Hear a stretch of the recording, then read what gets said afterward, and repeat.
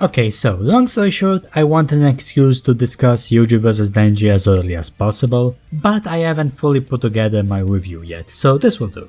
We now have 3 JJK episodes on the show, in my opinion all of them ranging anywhere between pretty damn good to straight up great or amazing. And with 3 domain expansion scenes across each, we reached the bare minimum amount for a ranking video, yay! Disclaimer that while I did get more and more familiar with JJK as these episodes released, I'm still not gonna call myself a JJK expert. Like, ask me whatever you want regarding Chainsaw Man, that series is dear and near to my heart, but with JJK there's a 6-7% chance I'll have to do some research, as I did for this video, but feel free to correct me if I get something wrong regardless. While you're at it, comment, like and subscribe.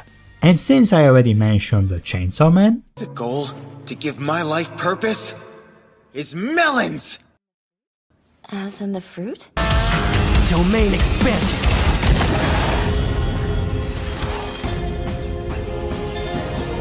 Here's a sneak peek of my current thoughts regarding Denji vs Yuji. If the JJK side of things got the same level of love and hype as the Chainsaw Man side of things, this episode will be an 11 out of 10 in my eyes. But as it currently stands, Now it's less. let's get something out of the way. Yes, in spite of what LARPers on Twitter might tell you, there is also snow on Yuji's domain. He literally battles Sukuna in it.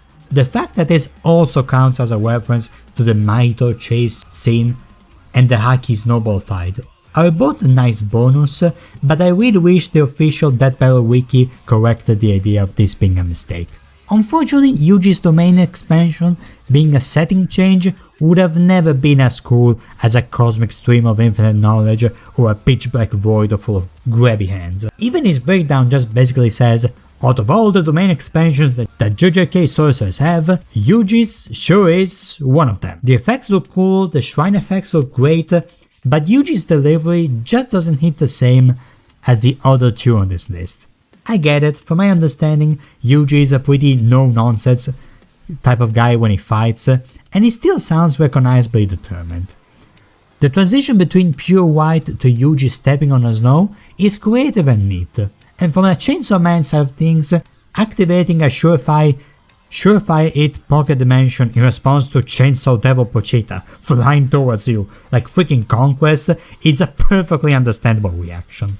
And yes, if you actually read the manga, you know that he has to activate the sure hit effect to work.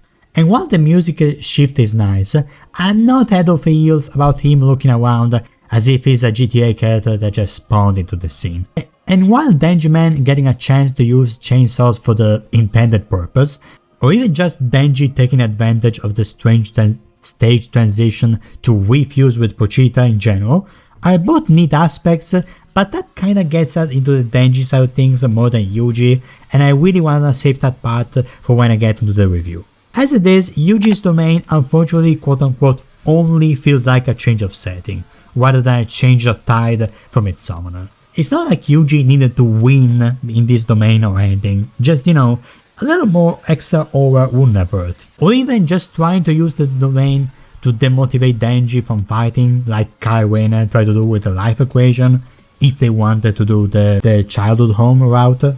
The other 2 domains in this ranking prove that you can be a Death Battle winner or loser and your domain can still go hard as hell.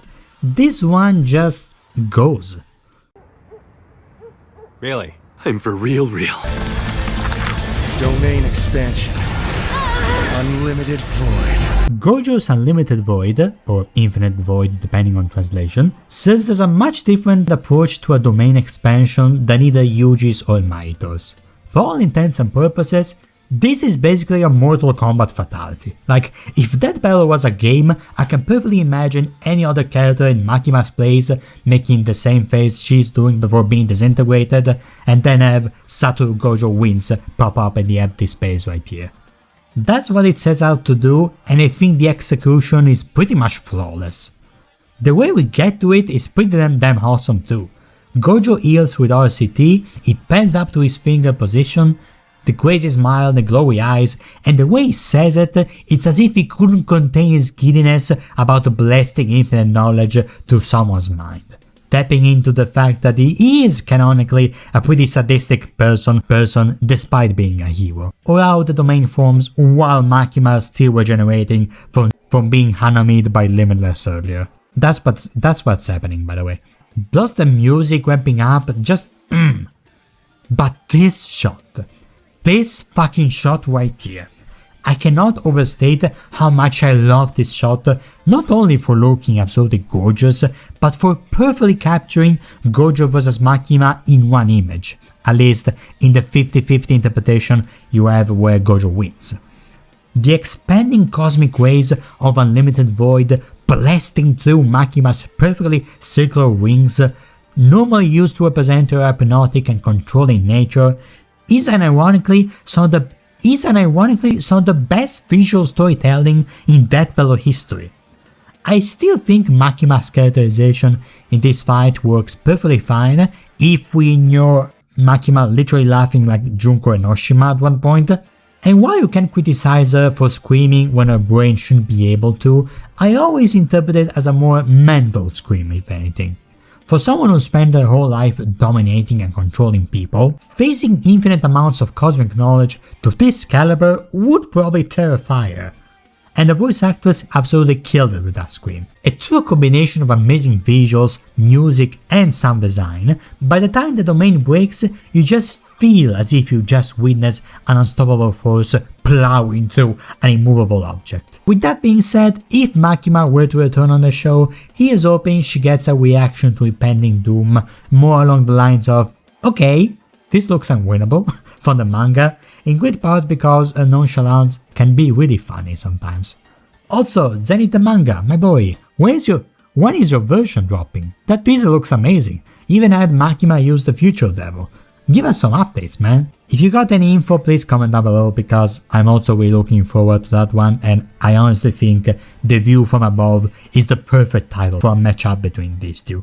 That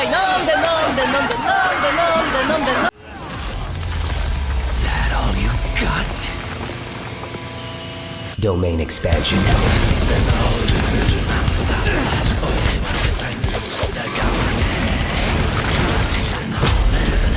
Come on, were you expecting anything else? I think I'm delivering a pretty cool take when I say that Mahito still represents the pinnacle of JJK representation on the show. Being in the episode where I can safely say both the JJK and non-JJK fella were given equal amounts of love and accuracy. In contrast to Yuji's delivery signaling his usual behavior during a fight, or Gojo conveying his inner darker side, the performance from Mahito here is so chillingly cold and detached from his usually giddy self that the music grinds to a halt.